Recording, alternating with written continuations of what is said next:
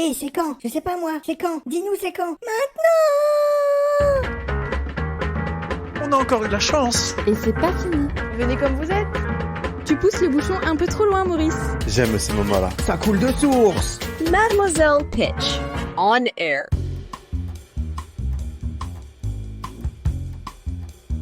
Bienvenue dans Mademoiselle Pitch on Air, le podcast qui dévoile les coulisses de l'engagement et qui met en lumière les ONG. Dans les épisodes de cette deuxième saison, j'ai décidé d'amener jusqu'à vos oreilles des personnalités, des femmes et des hommes connus du grand public qui ont choisi de mettre leur notoriété au service de grandes causes.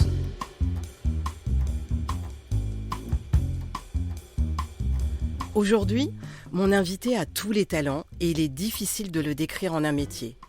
Il est acteur, réalisateur, producteur, scénariste, auteur. Il a été aussi un animateur TV à succès. Petit indice, chers auditeurs, il s'est gavé de café pendant des années, pour le plus grand plaisir des téléspectateurs. Mon invité a toujours voulu faire rire les autres, et c'est en faisant rire qu'il est passé des coulisses à la lumière, en embrassant une carrière d'animateur. La musique étant une de ses passions, elle l'a même amené à présenter le Top 50. Puis mon invité est entré dans nos vies en interprétant des personnages au cinéma. Il nous a souvent fait rire, voire éclater de rire en incarnant Hervé Dumont ou Yvan Toiti dans La vérité si je mens. Mon invité est également un grand passionné d'histoire. Il a déjà interprété à l'écran Pierre Mendès France et Napoléon. Et présente sur France 5, depuis plusieurs années, l'émission La guerre des trônes, la véritable histoire de l'Europe. Et si on parle d'engagement, mon invité a toujours fait entendre sa voix quand il était en colère, indigné ou simplement pas d'accord. Et cet épisode en sa compagnie risque d'être passionnant. Aujourd'hui, j'ai le plaisir de recevoir Bruno Solo dans Mademoiselle Pitch on Air. C'est pas le moment, c'est pas le moment. Ne piquez pas les yeux. Venez comme vous êtes. L'invité du jour.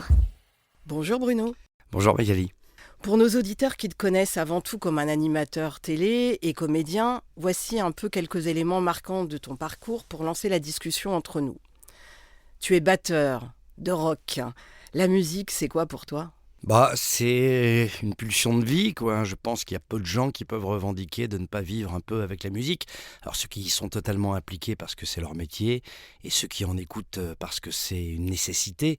C'est une nécessité d'écouter de la musique. Alors, aussi surprenant que ça puisse paraître, ma première vraie passion, c'est la musique classique. Et j'ai aussi surprenant, pourquoi pas, mais c'est pas si surprenant que ça, mais j'ai grandi beaucoup avec la musique classique, et le tout premier métier que j'ai fantasmé, c'était être chef d'orchestre. Voilà, je rêvais de diriger des symphonies, de la musique classique, de la musique de chambre, des concertos. Et j'ai beaucoup dirigé d'orchestre devant la glace, le miroir dans le salon de mes parents, avec des aiguilles à tricoter. Et j'en ai gardé une passion forte pour le rythme, parce que c'est le maître du rythme, le maître du temps, du tempo, le chef d'orchestre. Et c'est vrai qu'après, comme j'étais pas du tout doué pour le solfège, parce que j'ai un petit problème de dyscalculie, j'ai un problème avec les chiffres, le repérage dans le temps avec les chiffres, etc. Donc le solfège n'étant pas pour moi, très vite je me suis mis aux percussions et je suis devenu batteur au lycée. Et puis je me suis très vite rendu compte que la batterie en matière de musique classique était très rare, à part dans le Boléro de Ravel. Et donc j'ai commencé à jouer avec des groupes de rock parce que c'était mon époque. Moi je suis né en 1964, donc dans les années 80, quand je suis jeune ado, effectivement les groupes qu'on écoute, c'est U2, c'est Police, c'est d'autres. Voilà, donc je me suis mis à la batterie et à un moment j'ai été batteur et acteur, à tel point que je dis parfois que j'étais bacteur. Tu es fan d'histoire, je l'ai dit dans ton portrait. Qu'est-ce qui te passionne tant dans l'histoire ? L'éclairage sur notre présent, je pense. C'est un peu impulsif que de le dire, mais il faut le rappeler, que l'histoire, qui m'a toujours passionné aussi loin que mes souvenirs remontent. Alors évidemment, il y a quelque chose de très atavique, parce que mes parents, notamment mon papa, étaient passionnés par l'histoire, lisaient beaucoup de choses autour de l'histoire, lisaient des biographies, lisaient des revues qui avaient trait à l'histoire. Donc en plus, j'ai eu la chance d'avoir de formidables professeurs dans les collèges que j'ai fréquentés, donc Victor Hugo, Sophie Germain. Et donc j'avais ce relais autant à l'école qu'à la maison, où effectivement c'était quelque chose qui donnait à mon père, à mes parents, mais à mon père en particulier, le sentiment qu'il pouvait mieux expliquer nos inquiétudes d'enfants puis d'adolescents au travers d'exemples historiques, au travers d'une histoire qui se répète, parfois qui nous fait la leçon et parfois qui nous donne des leçons qu'on n'a pas su retenir. Donc ça m'a passionné et puis souvent j'ai lu des historiens comme Emmanuel Leroy-Ladurie, Alain Corbin et Stefan Zweig, qui est un romancier de l'histoire avec ses biographies. Et je me rendais compte effectivement que plonger dans le destin de ceux qui avaient fait l'histoire et ceux qui la subissaient me faisait vibrer. Voilà. Alors, sur un autre sujet, on m'a dit que tu avais créé le plus grand bazar de l'histoire de Fort Boyard. Est-ce que tu veux nous raconter? Oui, oui. On est en 96, si mes souvenirs sont bons, donc ça remonte. Je suis invité dans l'émission, au même titre que d'autres. J'étais avec des animateurs, des comédiens, je ne sais plus qui y avait, enfin peu importe. Et si, je sais, il y avait Gaël Le Forestier, par exemple. Le pauvre qui s'en est pris plein la gueule à cause de moi. Parce que, en fait, quand je suis arrivé dans l'émission, avec toute la meilleure volonté du monde, j'aime bien les jeux, j'aime bien déconner, j'aime bien les défis, je suis assez physique. J'avais déjà fait... voilà, j'ai toujours été animé par le sport. J'ai pas le vertige, par exemple. Enfin, j'aime bien j'aime bien... Je suis un peu casse-cou. Donc je me sentais tout à fait chez moi, quoi.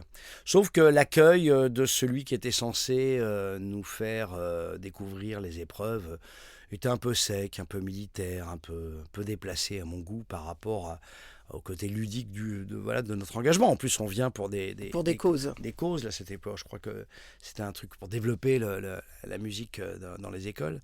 C'était ce genre d'œuvre caritative. Et donc, je me suis dit, voilà, on est quand même là pour s'amuser, pour apporter de l'argent pour une association. Et je trouve que la manière dont il nous parlait, il oubliait un petit peu pourquoi on était là. Et je lui ai fait la remarque et il s'est un peu braqué. Nous sommes braqués mutuellement. Et donc, ça m'a un peu agacé. Et la productrice, qui à l'époque était Marie-France Brière, l'a vu, est venue me voir et m'a dit, écoute Bruno, je te sens un peu remonté, alors écoute, moi je te donne une consigne, tu fais ce que tu veux. Voilà, c'est-à-dire que je te couvre, les cadreurs te couvrent, je ne dis rien à Patrice Laffont, feu Patrice Laffont qui présentait l'émission à l'époque, ni à Sandrine Dominguez, qui la présentait aussi. Et voilà. Et donc, de l'intérieur, j'ai dynamité l'émission. C'est-à-dire, Tu délivrais tous les trucs, non, je crois? Oui, je délivrais. Quand mes camarades rentraient dans la salle où ils avaient une épreuve, je leur demandais de sortir parce qu'il y avait un problème avec le chrono, alors que c'était pas vrai, enfin le sablier en l'occurrence. Je partais à droite quand on était censé partir à gauche parce que j'avais bien vu que la cellule suivante était à 10 mètres, mais que pour des raisons de réalisation et voilà, des raisons esthétiques, on nous faisait faire des grands chemins et tout pour aller à un endroit qui était tout près. Donc voilà, je sabotais un petit peu. Voilà. Il y a des gens à qui ça a plu, l'émission est restée culte. Il y a des gens à qui ça a beaucoup déplu. Alors, en direct, à Patrice Laffont notamment, qui avait très très mal vécu le truc. Mais c'était pas du tout calculé. Moi, j'avais juste envie de faire l'imbécile et je l'ai fait. Et l'émission, on m'en parle encore des fois. Oui. Alors, t'es parti chanceux avec Frédéric Lopez chez les Cavaliers Mongols. Mm-hmm. Qu'est-ce que ça a changé dans ta vie, ce voyage? Parce qu'on ne revient pas comme on est parti, j'imagine. Non, mais souvent, cette question, elle nous flatte un peu. Enfin, je l'ai souvent entendu poser lorsqu'on fait rendez-vous à un terrain inconnu à des femmes et des hommes qui ont eu la chance de participer à cette aventure humaine. À titre personnel, j'avais beaucoup voyagé avec mes parents et d'une manière un peu particulière. Mon père a toujours envisagé les voyages comme presque pas systématiquement, mais souvent, comme des voyages un peu initiatiques. C'est-à-dire que quand nous sommes partis en 74 au Portugal, avec ma petite sœur qui avait 5 ans, j'en avais 10 donc, on est parti au Portugal au moment de la Révolution, pour vivre la Révolution de l'intérieur. Ah oui. Parce que mon père, qui était ouvrier dans le bâtiment, avait beaucoup de collègues portugais, il était staffeur, lui. Staffeur, c'est plâtrier, pour schématiser. Il avait pas mal de potes dans le bâtiment, portugais, italiens, polonais, arabes. Et beaucoup lui disaient, il se passe un truc merveilleux au Portugal, 40 ans de dictature de Salazar qui vont disparaître, mais dans une sorte de révolution tranquille, de velours, où même les militaires, les fameux capitaines d'Avril, s'étaient mis du côté de la population et ont décidé de rendre le pouvoir au peuple. Voilà encore un lien avec l'histoire. Mon père il m'a dit, il faut qu'on vive l'histoire de l'intérieur. Il la connaissait bien, cette histoire de Salazar, cette dictature colonialiste, catholique, un peu sombre comme ça. Et donc on part on part au Portugal et on vit effectivement pendant un mois. On voit les militaires qui rentrent les moissons dans les champs, on voit Lisbonne s'ouvrir, les propriétaires, enfin les plus généreux en tout cas, ouvrir leurs maisons pour faire des maisons communes, des maisons... Là, on vibre vraiment, et moi j'ai 10 ans, je me souviens très fort encore. Ma sœur même s'en souvient, elle avait que 5 ans, mais elle se souvient d'une sorte d'énergie comme ça, de quelque chose de très solaire, de très joyeux. Et des années plus tard, mon père, pareil, il me dit « Allez, viens, on se connaît mal, en fait, il est temps que tu commences à t'émanciper de ce que je te dis, de l'éducation. » J'avais des parents absolument exceptionnels. Oui. Je tiens à le dire quand même là, leur rendre un hommage vibrant et puissant. J'ai eu des parents qui m'ont ouvert au monde, à la curiosité très tôt, qui répondaient à nos questions sans faux semblant, avec ce qu'on était capable d'entendre. Et puis plus on vieillissait, plus les questions devenaient complexes et plus leurs réponses l'étaient aussi. Donc voilà, je crois que nous avons eu, ma sœur et moi, cette chance incroyable d'avoir des parents non seulement aimants, mais aussi accompagnants.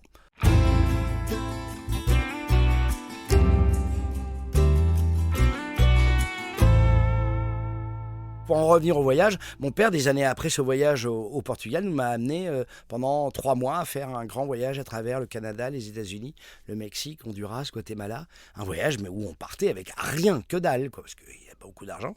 Mais on partait comme ça, on dormait quand on dormait, on mangeait quand on mangeait, on se lavait quand on se lavait. Et on traversait comme ça les États-Unis. Et voilà, donc quand je suis allé... Excusez-moi, c'est une longue digression, Ouais. mais ce que je veux dire, c'est que quand je suis allé En Mongolie. ne sachant pas où j'allais, j'étais évidemment bouleversé à l'idée d'aller dans ce pays dont j'envisageais pas un jour peut-être d'y aller. Genre la Mongolie, voilà, ça s'envisage, c'est un pays difficile, ça fait 3 fois la France, il y a 2 millions d'habitants, c'est quasiment que de la toundra, il y a une très grande ville qui est Oulan-Bator, qui est une ville terrible d'ailleurs, mais que connaît bien Samuel Le Bihan, qui fut un de nos invités. de vos invités, le merveilleux Samuel. Et quand je suis parti là-bas, j'étais fou de joie à l'idée de savoir que j'allais découvrir une famille, un homme, des femmes, et qu'ils allaient me faire comprendre leur pays au travers du quotidien. Voilà. Et leur mode de vie. Et leur mode de vie. Mais pour autant, j'avais déjà une conscience puissante. J'ai l'impression que je suis parti, j'étais c'était en 2006, pas totalement candide de l'état du monde et de la différence qu'il pouvait y avoir entre mon mode de vie occidental et le mode de vie pour avoir lu, j'arrivais pas en terre complètement inconnue, en tout cas intellectuellement. Donc moi j'étais uniquement dans le don de moi-même et dans l'idée de m'accomplir au travers de l'expérience des autres, mais pas en me disant mon Dieu, je vais découvrir un mode de vie dont j'ignore tout, évidemment, mais j'ignorais pas tout parce que j'avais lu aussi sur ce peuple nomade, etc. Donc je sais pas comment vous dire, je suis arrivé, ça n'a pas changé ma vie, ça n'a fait que confirmer plutôt l'idée que je me fais du monde. Zéro tracas, zéro blabla. On a encore eu de la chance. J'aime ces moments-là. La question sérieuse. Alors, comme l'engagement, c'est quelque chose de sérieux, je voudrais mettre en avant tes engagements car je sais qu'ils sont nombreux. On va commencer par ton enfance. Est-ce que tu étais déjà sensibilisé à certaines causes quand tu étais enfant? Les animaux, je sais pas, d'autres sujets? Ou au contraire, c'était le temps de l'insouciance? Oui, c'était le temps de l'insouciance parce que c'est le devoir de... si on a un devoir quand on est enfant, c'est d'être un peu insouciant. Insouciant, ça permet d'être un buvard et d'appréhender l'existence. Et puis après, comme je le disais tout à l'heure, avec les questions qu'on peut poser à nos parents, si tant est qu'ils veuillent ou qu'ils soient capables d'y répondre. Moi, j'avais la chance d'avoir des parents qui avaient envie et qui, sur la plupart des sujets, étaient capables de nous répondre. Avec leurs mots, évidemment. Mais... oui, j'ai été pris très, très vite. J'avais des parents qui étaient assez engagés sur l'écologie, par exemple. Un de mes oncles, Pierre Fournier, est le créateur du mouvement écologiste en France dans les médias, avec un magazine dans les années 70 qui s'appelait La Gueule Ouverte, et qui est le premier magazine qui a soutenu notamment René Dumont, qui a été le tout premier candidat écologiste en 1974, qui s'est présenté face à Giscard, qui avait fait 0,7% des voix, un truc comme ça, et que tout le monde prenait pour un huluberlu. Et dans les années 70, effectivement, certains esprits extraordinairement éclairés disaient que nous étions déjà en train d'épuiser les ressources de notre planète, qu'elle ne pourrait pas être aussi généreuse qu'on l'espérait, qu'elle ne pouvait pas céder à tous nos caprices consuméristes, et que voilà, qu'il fallait envisager d'autres énergies peut-être, l'éolien, l'énergie solaire. On parlait beaucoup d'énergie solaire au travers de dessinateurs comme Reiser par exemple. Et évidemment, il nous parlait aussi de l'idée des pesticides, de manger sainement, on bouffait du riz complet, je n'aime pas toujours ça d'ailleurs. Et mes parents, ils ont un peu vécu en communauté, dans la Drôme. Donc voilà, j'étais initié à ces sujets, évidemment, avec ma sœur.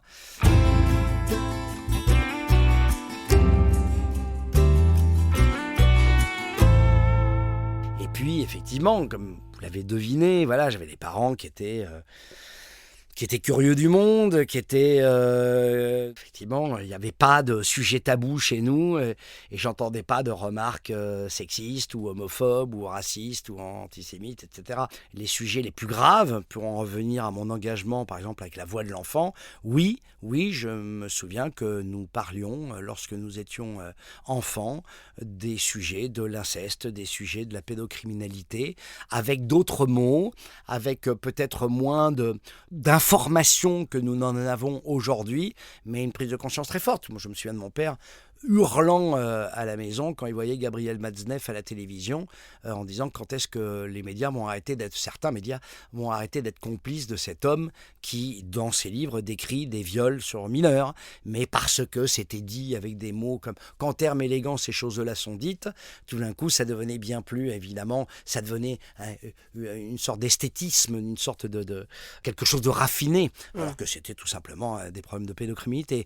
Évidemment, quand on a arrêté la grosse brute qui violait ses enfants et voilà, qui leur cognait dessus, là c'était un méchant pédophile. Il y avait ce truc-là. Et ces sujets-là, pardon, je suis très frontal, mais ces sujets-là, on les abordait à la maison. Donc plus j'ai grandi, plus je me suis senti capable d'aborder ces sujets lorsqu'on est venu me demander de m'engager, notamment sur la pédocriminalité au travers de la voix de l'enfant. Et c'était il y a 25 ans. Oui, donc beaucoup d'ouverture. Je me sentais d'ouverture. armé, je me sentais outillé. Ouais. Voilà. Alors, tu as 2 enfants, Tom et Angèle, dont un que tu as adopté, le fils de ta compagne. Est-ce que ça a été, en fait, c'est un acte fort, ton premier acte d'engagement dans ta vie d'adulte?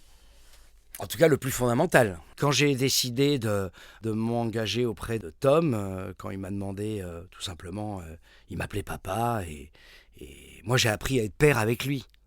Comment j'ai eu Angèle quelques années plus tard, nous avons eu, Angèle quelques années plus tard, mais j'ai appris à être papa grâce à Tom. Donc j'ai observé, je l'ai regardé, je me suis regardé en train de l'observer, j'ai vu ce que c'était que d'être papa, et je me suis dit fondamentalement j'adorais ça, et que je voulais être parent. Je le savais avant, mais là voilà, il y avait quelque chose de concret, et j'étais pas passé par la case, effectivement, création. Mais pour moi, il n'y a aucune espèce de différence dans ma tête, quoi. C'est-à-dire, c'est mon fils tout autant qu'Angèle et ma fille. C'est nos enfants, et Angèle ne fait pas de différence. C'est même pas... Enfin, déjà, ils ont la même maman, mais c'est pas le demi-frère ou mon fils adoptif. Non, c'est mon fils, et voilà. Alors, tu en as un peu parlé tout à l'heure, la protection des plus fragiles d'entre nous. J'ai l'impression que ça te tient vraiment à cœur. Tu t'es notamment impliqué aux côtés de la voix de l'enfant, avec Carole Bouquet, je crois. Et de 1 pour tous, tout pour l'autisme, ça fait presque une réplique des mousquetaires, hein. Ouais. 1 pour tous, tous pour un. Pourquoi la défense des plus vulnérables est aussi importante à tes yeux?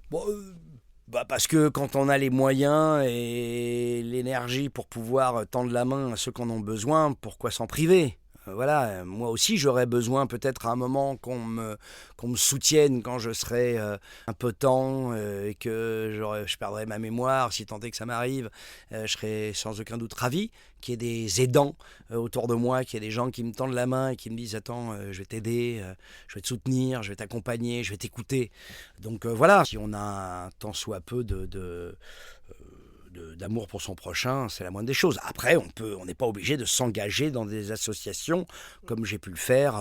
Alors, 1 pour tous, c'était dans le cadre d'une manifestation. Mais 2 engagements de vie, c'est la voix de l'enfant et personnage. Voilà.